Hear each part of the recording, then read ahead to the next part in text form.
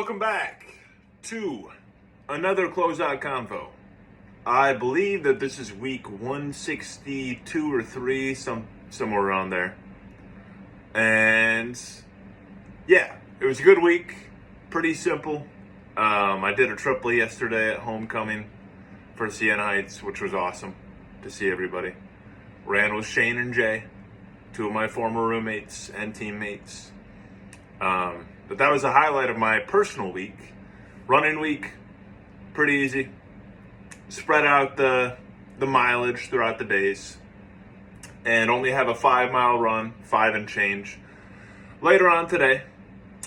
But today's topic will be about why I do the 100-mile week specifically.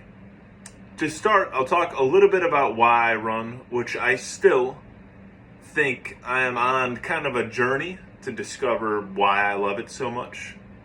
Like if people ask me, I wouldn't give them like a straight answer, if that makes sense. It's kind of a culmination of a bunch of things, and it ebbs and flows throughout the years, throughout the months, even throughout the day or the run. But I started running, actually started running in my senior year of high school. I talked about that last video.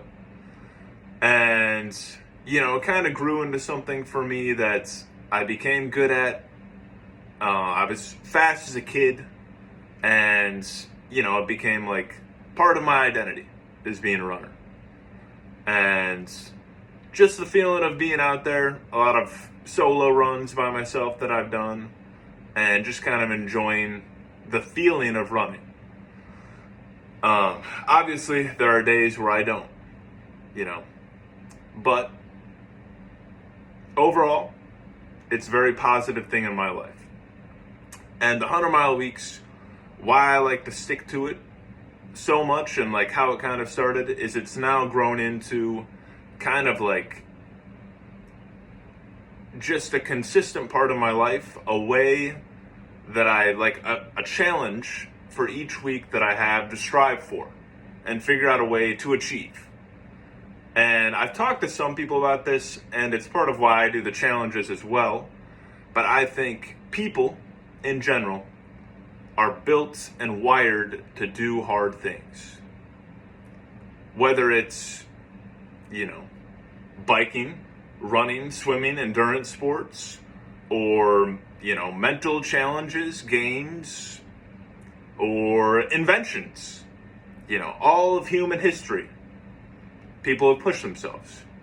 And this is the way that I decided to push myself, is by running and getting to 100 miles a week and doing crazy, wacky challenges like running across the state or, doing a certain time frame of running on the hour, every hour for 60 hours straight, like I did almost 3 years ago now. Just things like that. And each one teaches me something a little bit different about myself and how I deal with adversity. And that's really the root of the 100-mile weeks. Because there have been many times where it's been I can think of specific days where it's a late November night and it's 35 degrees and windy. And I think there was one time where I needed 15 and a half because I just didn't plan it out super well. And I think we had a cross meet. And yeah, just finding a way, which is kind of a motto of mine. Just finding a way to do it. And the power that I feel that gives you, that that you can overcome something as great as that. And, at this point, it almost comes, I don't want to say it comes easy, but definitely easier than it used to be. And yeah, I just think it's a great way for me to push myself each week. And now that I've done it so many consecutive times, it's turned into, why not see how far I can go? And Okay, we're back. I think I briefly ran out of storage and now we're resuming. But I was talking about finding a way and seeing how far I could go with this, which is the topic of next week's video. But yeah, in conclusion, I love the 100-mile week streak because it gives me something to strive for each day as well.